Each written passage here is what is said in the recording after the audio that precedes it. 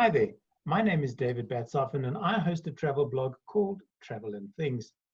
Currently, I'm doing a series called In Conversation With, and more importantly, I'm a non-traveling travel writer, which has placed a lot of stress on me and on the way I deal with people on a day-to-day basis.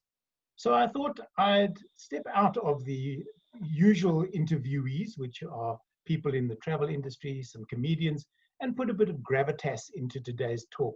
And I'm talking to Professor Gillian Eagle, who is with the Department of Psychology at Wits University. She's also a clinical psychology, specializing in what she terms continuous trauma. Professor, good morning. Thank you for joining me. Hi, good morning, David. And yeah, thank you to the people who are going to be listening in or watching. May I call you Jill? Fine, absolutely fine, yes. Thank you so much. Continuous trauma, what does that actually mean? It's a term that was coined, in fact, in the 80s, and it was by people largely involved actually in political activism with victims of trauma, who at some point said, you know, the term post-traumatic stress is largely designed to talk about the fact that we're still affected by something that happened in the past, and we are living as if it is still active in the present, and the treatment is all designed to help people put it in the past. But in certain instances, one's actually working with people who not only have faced trauma experiences in the past, but are living in environments in which threat is still ongoing and constant, and it's realistic threat. So in a sense, you're trying to process things that have happened, but you're also still having to be on your guard, and it becomes then difficult to distinguish some of the symptoms of post-traumatic stress, like hyper-alertness, may actually be functional for people who are having to live in environments in which there is ongoing threat. You know, originally, I think when we reinvigorated the construct, a group of us started to think about it in relation, for example, to living in high violence environments like the Cape Flats townships, or in Gauteng, it might be in Alex. People living, quite a lot of the people who've done some writing on it are people who've written about people living on the West Bank in Israel, where there are sort of constant rocket attacks. So it's often in situations of civil conflict or very high crime rates. But I think we've come to think also that this might apply to living with COVID, because of the fact that really one is having to sustain a kind of vigilance over a very long period of time. And while the threat may not always be immediate, it is palpable, certainly for numbers of people anyway. And the problem, I suppose, with COVID and with the pandemic of this sort of any sort, is you don't see it coming. If you're living in a violent area, you may see somebody come at you with a gun or a knife, or you can hear the rockets coming if it's on the West Bank, for instance. But here it's an unseen enemy, and an enemy that you don't know if it's being brought into your very home by people that you love and trust. Yeah, I mean, I think that's one of the really salient things about COVID, is that there is something about the fact that it's not visible. We know it's there, but it's not visible. It's only visible really in its impacts when somebody becomes extremely ill or sick. And one of the characteristics of continuous traumatic stress we've spoken about is that people struggle to discriminate between what's a realistic appraisal of what's threatening in the environment and what's paranoia. When are you overreacting or kind of shutting down on life? And I think in this instance, something about the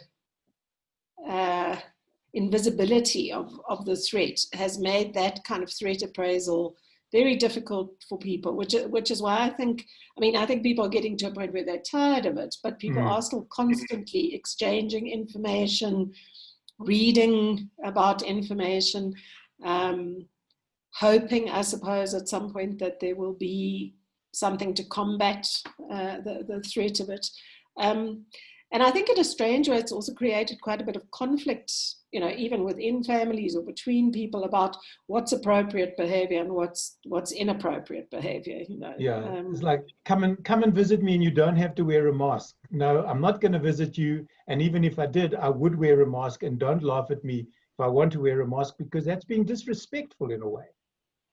You know, exactly. I think there's been such sort of debate really about how far one needs to go in terms of taking protective action, and it's quite hard as we I think also the threat is different depending on things like your age, your living circumstances, and how dense your household is.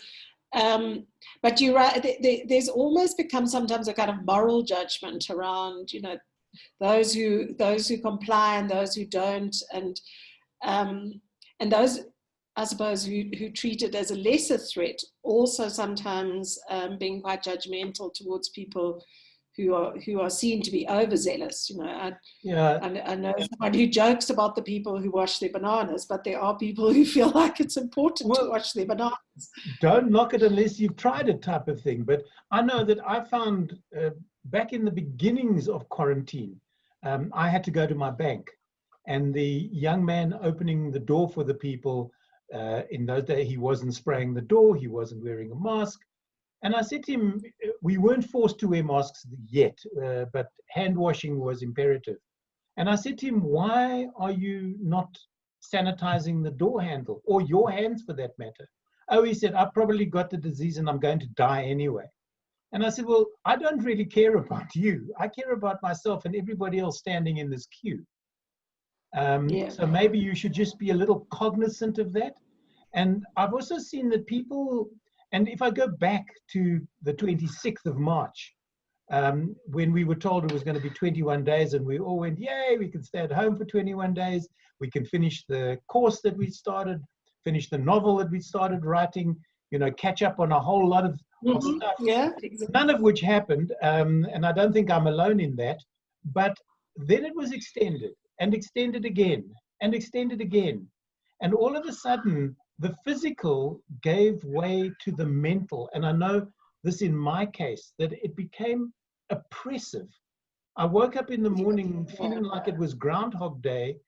I was angry, I was upset, I was disjointed, almost removed from reality, because the other side of my garden gate, I didn't see for weeks. And when I first opened it to step outside, it was like, you know, I'm scared. Will I be able to get back in quickly if somebody says hello to me? Yeah.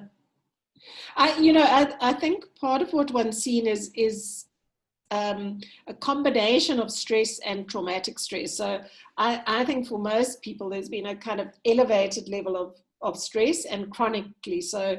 And then there are times where it sort of peaks.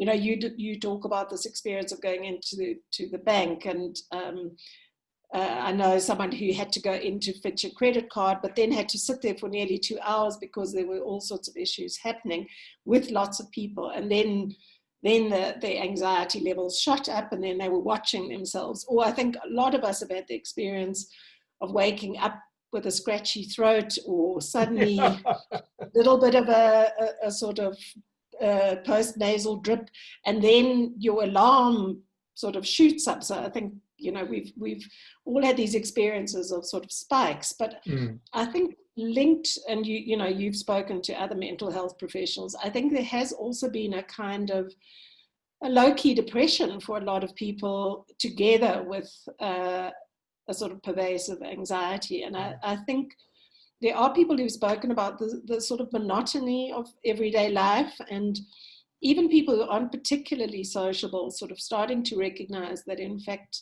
contact with other people, live contact with other people, is fulfilling in a certain kind of way, that as human beings, we seek relational contact, including physical contact. You know, I don't know if you'd seen that there was this kind of video that went viral of this guy who'd created a kind of plastic tent so he could hug his grandmother. And, And I mean, lots of people were very moved by it. But again, there were, so there's something about the feeling of isolation, the fact that you have to be so self-sustaining. There aren't other people doing that for you. And you're right. I think in the beginning, lots of people thought, I'll use this time productively, but actually became kind of disoriented. And I can certainly relate to that feeling that you would wake up in the morning and for a moment it might feel like an ordinary day, and then you would think, this is a COVID world I'm waking up to, and there's something different about this world which feels sobering. I think, yeah. I hear what you're saying, because that's exactly what I feel like. Because a week ago, every morning that particular week, I woke up thinking it was Saturday. It was the weirdest sensation. For that split second when I woke up, I went, Saturday, I don't have, it's not. It's Tuesday. And I don't have to, whatever, fill in the blank there, but I still get, I haven't gotten to the point, and I know some people have, who have literally taken to their beds or don't get dressed during the day because why? I get up, I wash, I shave, believe it or not. I do all of that, and then I sit and I write. I try to be productive. And one of my coping mechanisms were these Zoom conversations. It was in order to give me some sort of contact from sitting in a home alone and just vegging out in front of a television, which is not productive at all. And it's more soul and mental destroying than anything else. I think I often think that it's quite difficult, because I think for those people who've got work, there has to be some appreciation that one is able to continue to earn a living over this time. But equally, and I've actually read now some research about it, that people tend to be working 2 to 3 more hours a day and still not feeling as productive as perhaps they would have under normal circumstances. So I think there's something about this lack of separation between work and home, leisure and work, and then a kind of effortfulness about contact. So there's, it's not nearly as spontaneous. It's very different from being in a workplace where you might stop working and go and have a cup of tea with somebody else, or walk around a little bit into a different environment.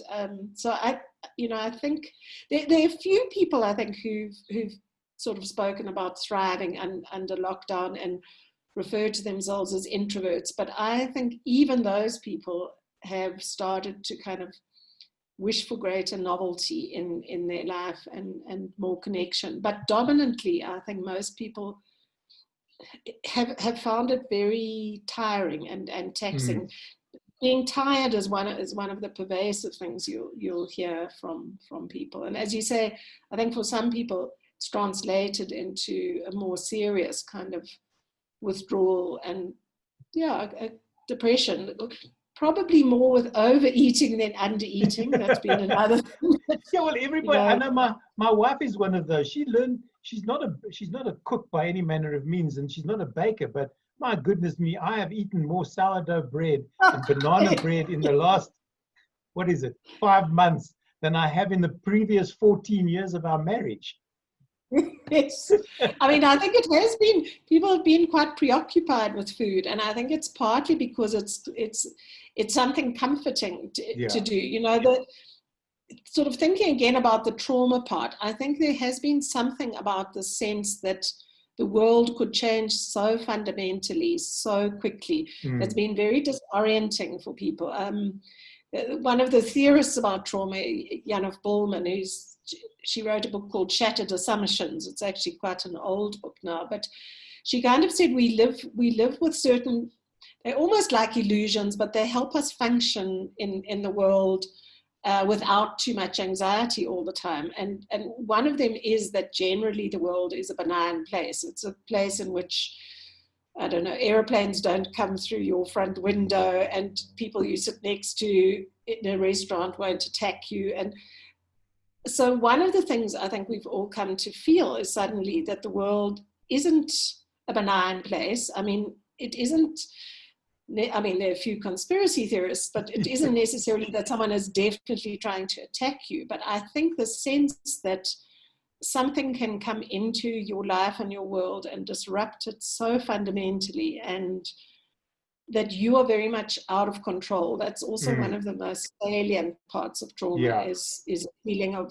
being out of control or helpless. And in this instance, I think also we're reliant on, so as children, we sort of look to our parents to protect us from harm. And as adults, we look to governments or doctors or the big people. And I think in the whole world, but maybe particularly in South Africa, there was initially perhaps a feeling of relief that people know what is going on and they've got this in hand, and then more and more feeling of unease, I think, about, it's quite difficult to see that doctors themselves can get infected and can die, and that the government can seem to be inconsistent.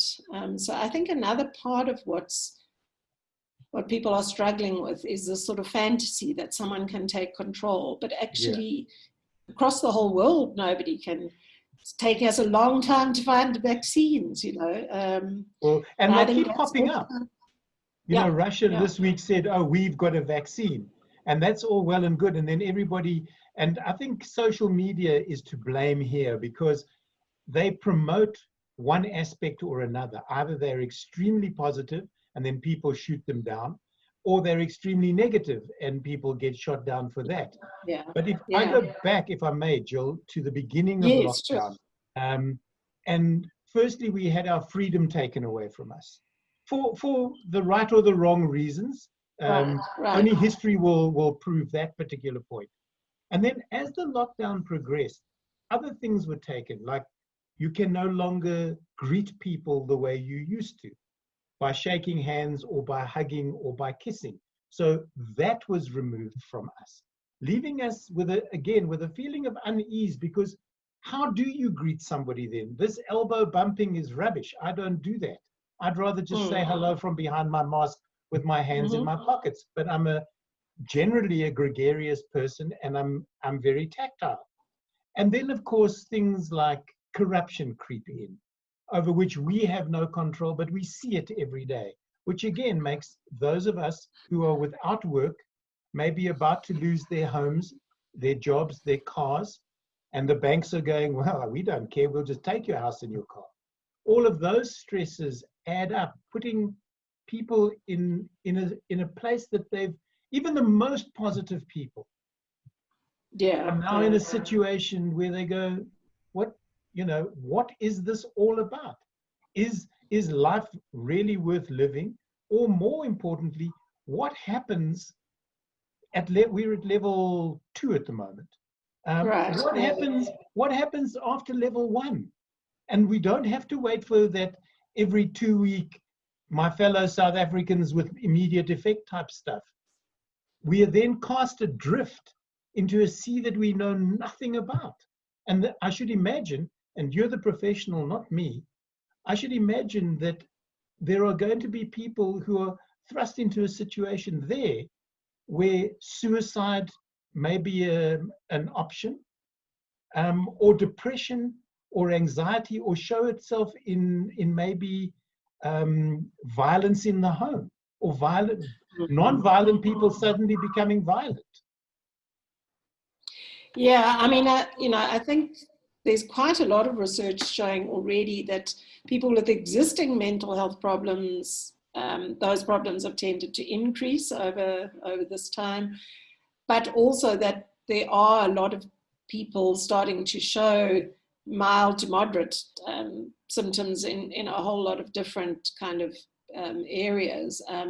One group particularly being mental health professionals. I mean, nurses, there's a lot of research actually showing that they are suffering from depression and anxiety. I think there's been a struggle for lots of people about that there was some relief in kind of almost outsourcing decisions about how to regulate your behavior when you thought they were rational, when you thought there was a purpose for it. When you start to feel that you're being constrained and you're not absolutely convinced about the rationale for it, then I think there's a kind of disillusionment or skepticism that comes in. And lots of people have made comparison across countries and said, where there haven't been lockdowns required have been in countries in which citizens are much more used to acting responsibly and exercising agency. I mean, it's hard to characterize whole nations, but in South Africa, I think we've almost, because of the illegitimacy of the law in sort of previous decades, people almost pride themselves on being somewhat lawless. So now to have to kind of say, well, how do I regulate myself and how do I kind of regulate my own social groups, I think is quite taxing. And then, as you say, lots of people are predicting that we've already that the sort of financial impact and the is going to create a kind of second wave of mental health difficulties, and as you say, that might for some people translate into despair really around rebuilding lives, particularly when you've worked. We already had quite a precarious economy, and if you're one of those people who are sort of clinging on with your fingertips, and now it's going to be so much more difficult to climb back. I think those are the people who are going to be really vulnerable to. And as you say, some people internalize, and that becomes much more like depression or thoughts of suicide, and others externalize, and that's quite often where you will see, I suppose, things like more road rage, more easily provoked into aggression or argument. Some of that will be in the home.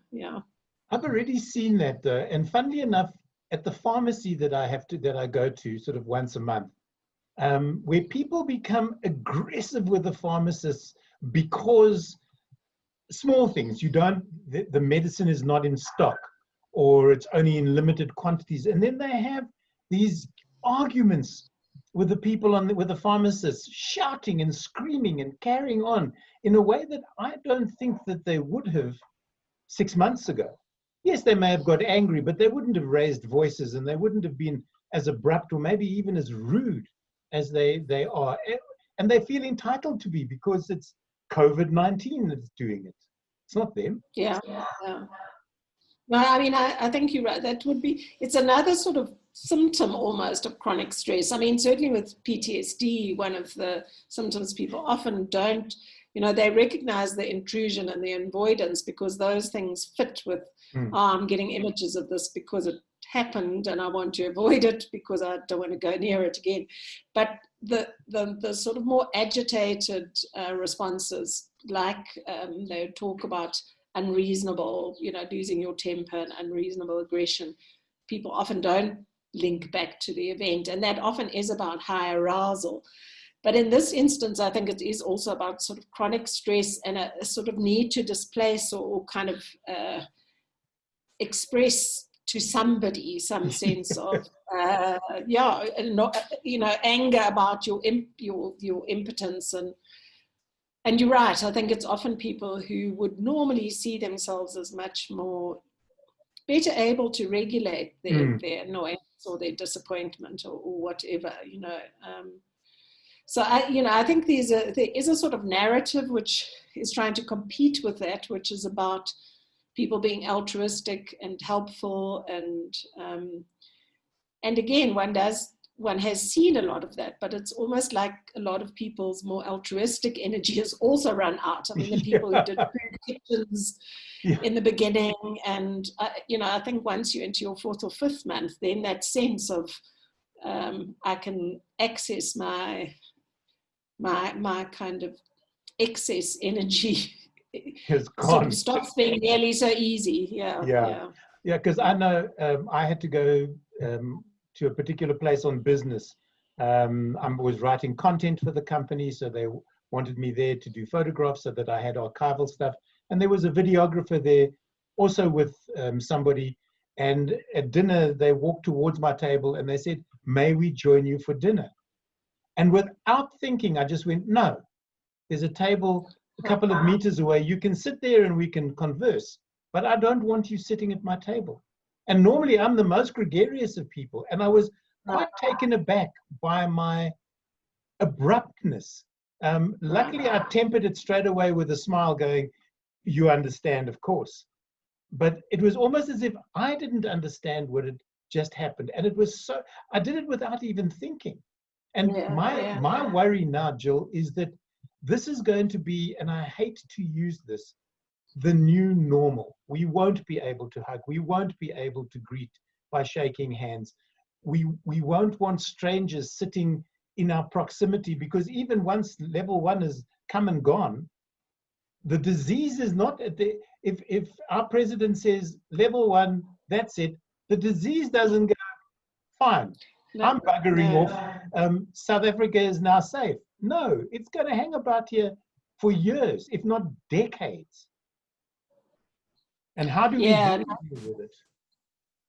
No, I mean, I think that's part of the kind of sobering realization, isn't it? I mean, it does sound like in that moment your response was a threat response, like you could bring something dangerous in our environment, and so it was kind of quick and unexpected. But you're right. I mean, I think again part of the kind of sadness people carry is that, usually if you go out into public space, if you're in a supermarket or something like that, you might smile at people, or I don't know, ask somebody where something is, or now there's much more sense of kind of almost furtiveness.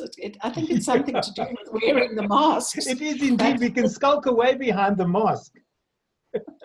and it does sort of contribute to a sense that, people are now, rather than being people towards whom you want to move, they're people from whom you move, you want to move away from. And it will be interesting. I can see some resistance to that. And when you were, had said in the beginning, you were wondering a little bit about what will happen with level 2.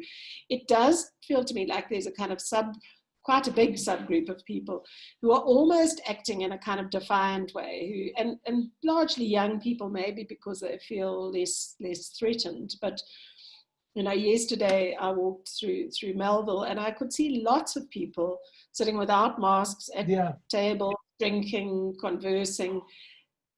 And some of it I think is perhaps that they were never that afraid of the virus, but some of it I think is a kind of almost like maybe now we are liberated, a kind of defiance to a sort of what we call in psychology sometimes a manic defense, is almost like saying, I can be omnipotent. I can beat this threat. I can relate to the world as if there isn't anything going on. And I think tall and bulletproof. Exactly. But you're much more likely to feel in your 20s, probably. Yeah, when you get to our age, it's not even 5 foot tall and the bulletproof, the vest has been taken away from us. We're no longer bulletproof.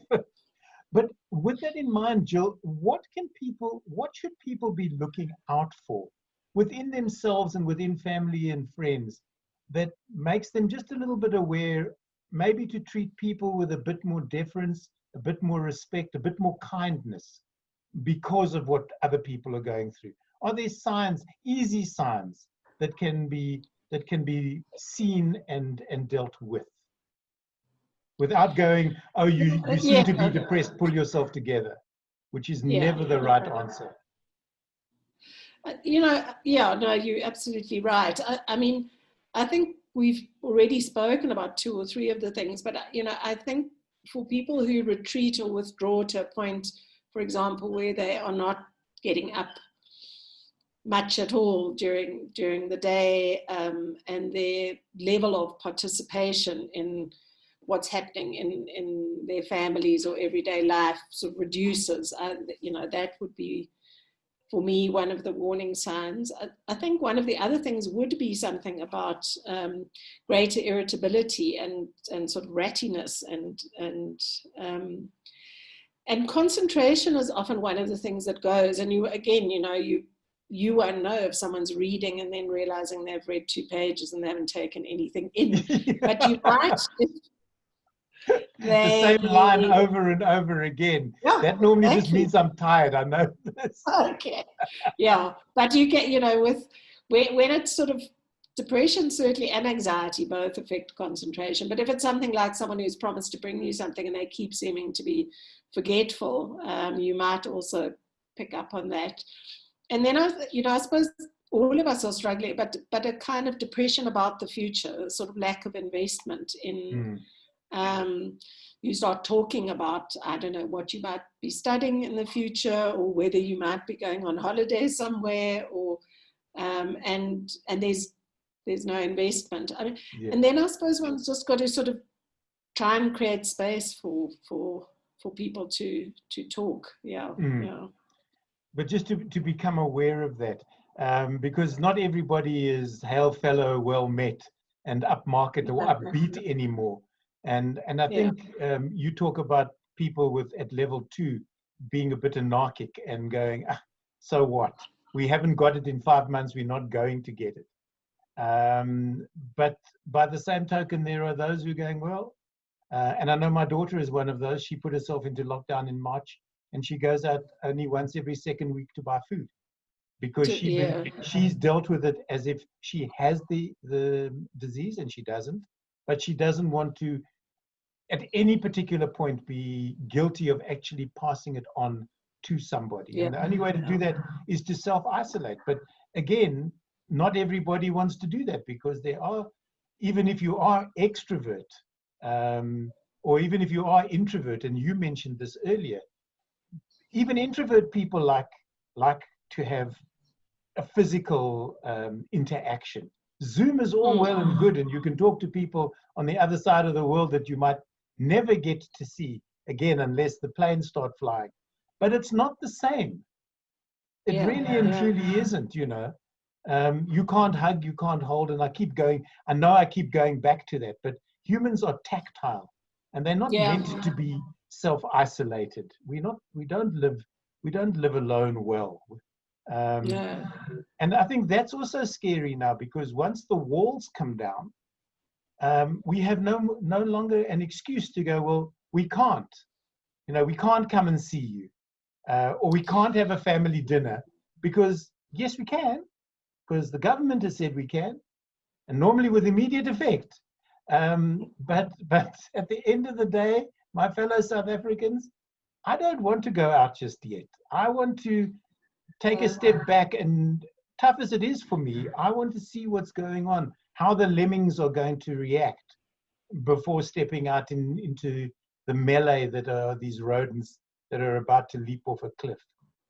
I mean, I think it's the infection rates are still high, and I suppose the one subgroup in terms of PTSD I also thought we should just mention is that lots of people are finding people who were hospitalized are presenting with serious PTSD. They really did live, or have to experience a life-threatening situation, and I think a lot of people's loved ones too. And a couple of people I supervise have spoken also about people sometimes being too afraid. So a couple where one gets hospitalized, but then they don't talk really about quite how terrible it was to be in isolation, and and to feel like you were near death, and to have a whole lot, So I think for families where there's been that sort of experience, I think there'll be relief if people have recovered, but there also might be longer term effects around sort of a feeling of vulnerability that stays with you. And the other thing you spoke about, which is this big sense of responsibility, not fear for yourself, but also fear for people that you could infect or if you're reckless. And I think you're right that it's potentially a space for quite a lot of conflict within families, within workplace groups, for me, it's been really interesting because even in the psychology community, there's been so much debate about whether you are a better therapist if you're willing to see people face to face, or you're a reckless therapist to see people face to face. And it's created, a sort of, people struggle with this decision making, and having clients who also, some of them say, it's great, things are open now, why aren't you seeing me? And other people who are saying, I don't want to come and sit in a space face to face, But I think so, yeah, I think you're right that, because it also feels quite rude. I mean, I know a couple of people who've had people invite them to occasions, and then they're not quite sure how to decline without seeming to be rejecting, or without seeming to be making a judgment about the other person's, I suppose, appraisal of risk.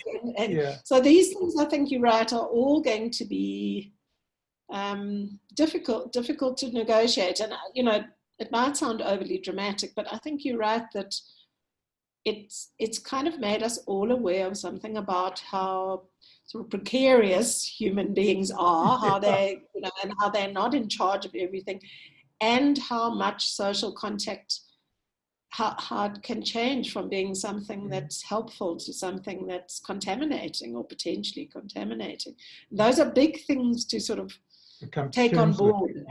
You mentioned something earlier about people going into hospital, and there's another point. If you lose it, if a loved one goes into hospital, you're not allowed to visit them. They might die, and you never see them again. And I've had 2 instances where both husband and wife have been hospitalized, and in both cases, the husbands died, and the wives have survived, and they were very sudden. Both of them were dead within days, literally 2 days in both cases.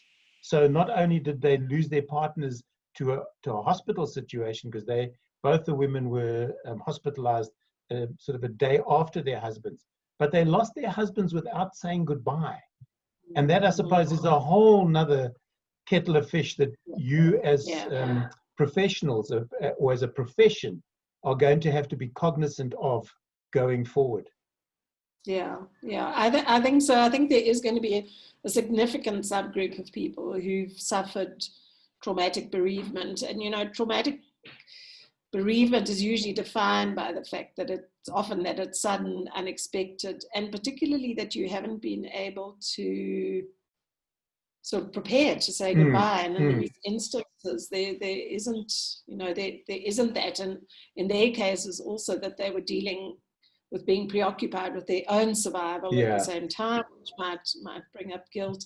And you're right there. I mean, there do seem to have been these situations where sometimes people seem to be recovering and then die very suddenly. There's something about, other people, I suppose, have been on ventilators for weeks and then succumb. But in quite a few instances, I've heard of these cases where people didn't recognize quite how serious they could. I remember hearing of someone who'd been running 2 days, before, and so I think you're right that there will be that group will certainly have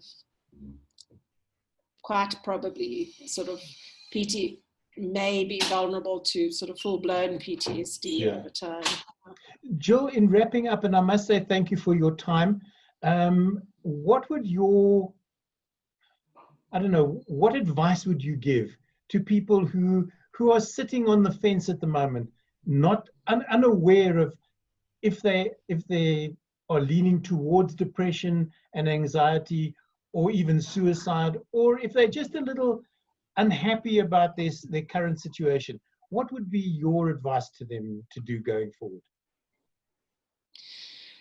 I mean, it's, a lot of people have been writing about these things, and I suppose some of it feels to me, yes, it really is helpful, but sometimes it's quite hard to implement. So, but I think people are right to say that trying to put routine into your life, some kind of routine, so there's a sense, I suppose we're trying to find some sense of purposefulness every day. So even if it is about, this is what I want to achieve, and let me attempt.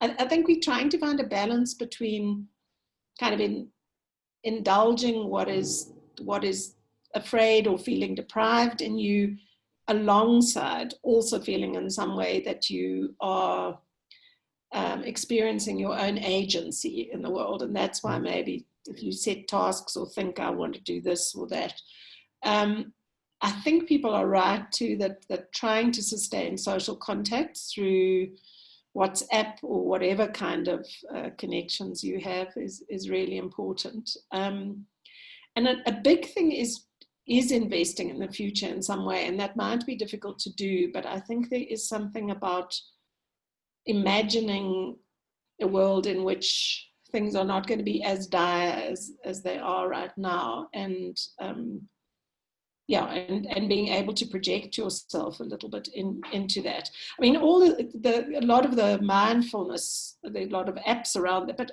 I think those things do help for people who find themselves able to practice that. And again, it's maybe a bit of a cliche, but there is something about being out of doors, actually, and being in bigger spaces, or so if you have the luxury of that, actually going out and walking does make a difference to your mood. Great. So those are fairly simple things, but I think they're important. Thank you so much. I've been in conversation with Professor Gillian Eagle. Jill, thank you so much for chatting to me. It's been quite an eye-opener this morning. Thanks very much, David.